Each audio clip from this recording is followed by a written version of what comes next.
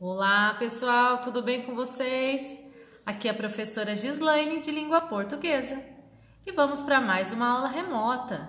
Hoje nós trabalharemos literatura, a primeira fase do modernismo no Brasil.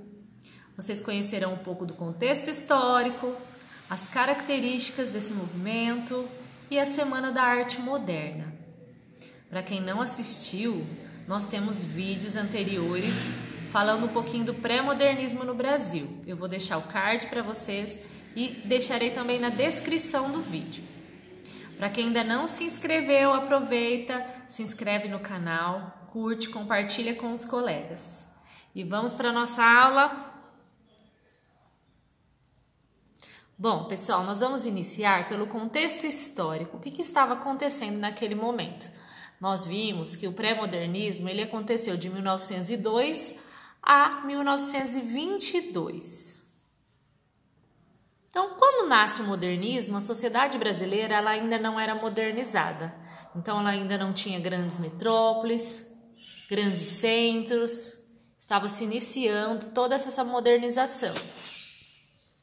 Grande parte da população habitava ainda zonas rurais e a estrutura social ela era embasada no patriarcalismo, que vocês devem se recordar que ela era voltada e centralizada na figura do homem. A mulher não tinha voz, não tinha uma profissão, vivia em casa, não votava, ela não tinha uma função específica na sociedade.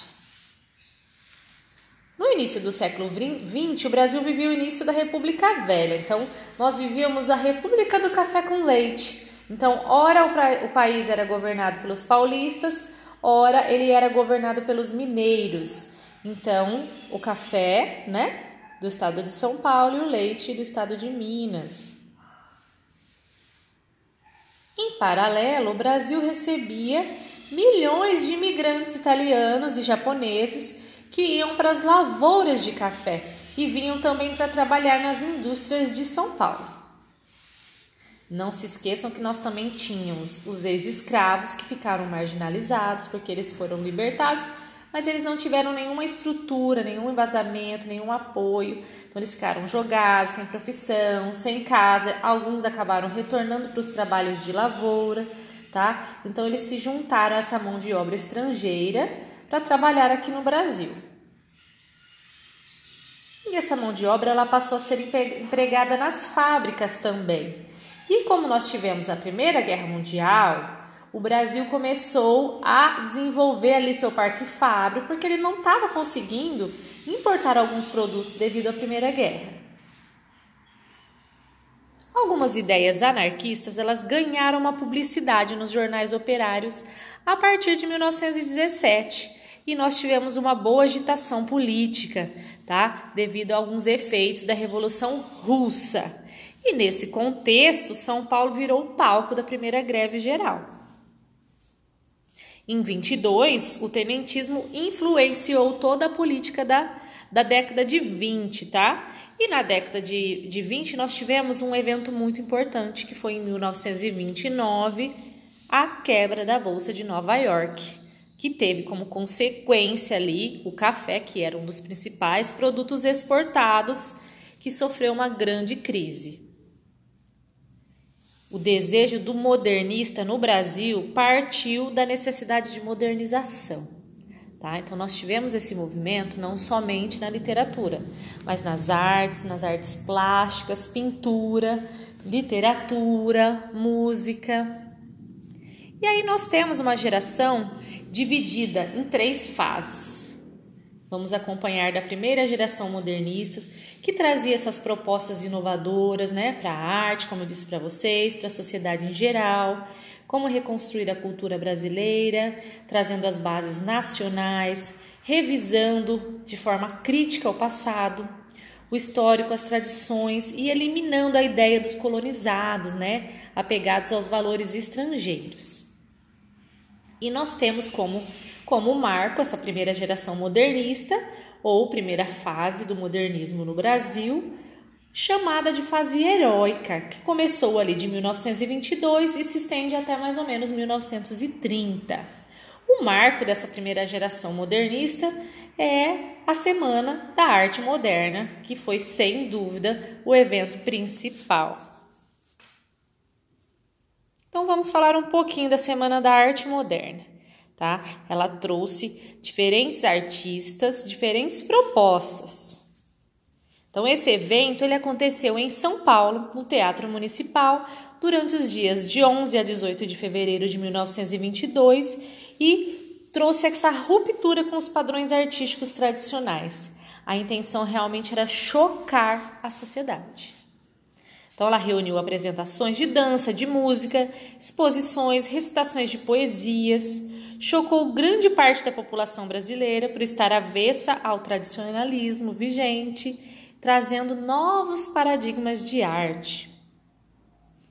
Os artistas envolvidos, eles tinham como principal intuito apresentar uma estética inovadora, pautada ali nas vanguardas europeias e iniciadas a partir do século XX. Então, olha alguns artistas que participaram ali na parte de artes plásticas: Anita Malfatti, de Cavalcante, o Vicente do Rego Monteiro, o Brecheret. Na música nós temos o maestro Heitor Villa-Lobos. Na literatura nós vamos falar um pouquinho do grupo dos Cinco, eu trago aqui para vocês Mário de Andrade, Oswald de Andrade, Manuel Bandeira, entre outros. Nós temos aí uma pintura do Cavalcante, tá? De 1966, não é dessa fase em si, mas só para vocês verificarem e reconhecerem uma das pinturas dele. Então, aqui nós temos os 3 artistas que eu comentei com vocês. Bom, essa pintura que é muito conhecida, que é o Abapuru, tá? Ela fez parte desse movimento, né? O Manifesto Antropofágico da pintura da Tarsila do Amaral, desta primeira fase modernista. Tarsila, que na época era esposa de Oswald de Andrade.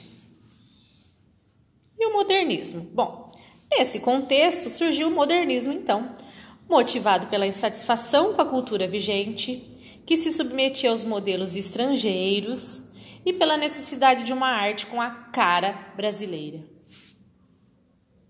Então, nós dividimos o modernismo em 3 fases. A primeira geração modernista, de 1922 a 1930. A segunda geração, de 1930 a 1945. E a terceira geração, de 45 a 1960. E quais foram as principais características dessa primeira fase? Guardem bem que isso é muito pedido nos vestibulares, hein? Senso de contemporaneidade, que a vida é agora, então é a necessidade do agora, do já, do momento. Liberdade de expressão, né? Nada de limitações, imposições, o autor podendo procurar o seu caminho para se expressar, nenhuma base feita, pronta. Vocabulário, né? Uma linguagem coloquial, mais próxima do cotidiano. Houve muito desrespeito aos padrões ali da gramática. Uma temática muito mais próxima da realidade, tá? Mostrando o cotidiano, o novo ritmo de vida, o progresso industrial, registro de origens nacionais do nosso primitivismo, atitude de aversão ao comportamento de assimilação de outras culturas. Então, nós tivemos muita prática da xenofobia.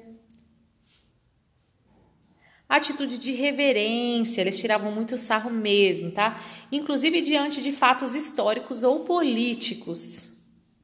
Ruptura com o passado, inclusive com a arte anterior, que eles se negavam muito, né? Parnasianismo, romantismo principalmente. Arte de engajamento político-social, com viés nacionalista e crítica às artes alienadas, principalmente o parnasianismo, tá? Então eu digo assim, essa primeira fase realmente eles queriam chocar e eles negavam totalmente o passado. Eles queriam fazer completamente diferente. E aí a gente vai ver mais para frente que a segunda geração já não é bem assim.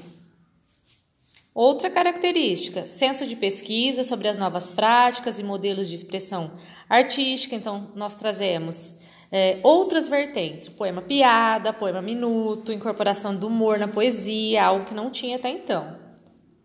despreocupação com a métrica e o emprego do verso livre. E o privilégio da poesia sobre a prosa. Então, nós tínhamos muito mais produções de poesia do que de prosa. E os principais artistas que mais marcaram, nós chamamos de o grupo dos 5. Os artistas modernistas que mereceram destaque nessa primeira fase, tá? Claro que nós tivemos muitos artistas e na parte 2 nós veremos detalhadamente cada um deles, tá bom? O grupo dos 5 foi o conjunto de artistas que liderou a Semana da Arte Moderna, tá? E foram estes artistas que participaram: Mário de Andrade, Oswald de Andrade, o Menotti Del Pitta, Tarsila do Amaral e a Anita Malfatti. Tá? Então, eu tenho aqui para vocês o Mário de Andrade, Oswald, o Del Pitta, a Tarsila do Amaral, né? E a Anita. Anita Malfatti, hein, gente? Não é a Anita cantora, hein?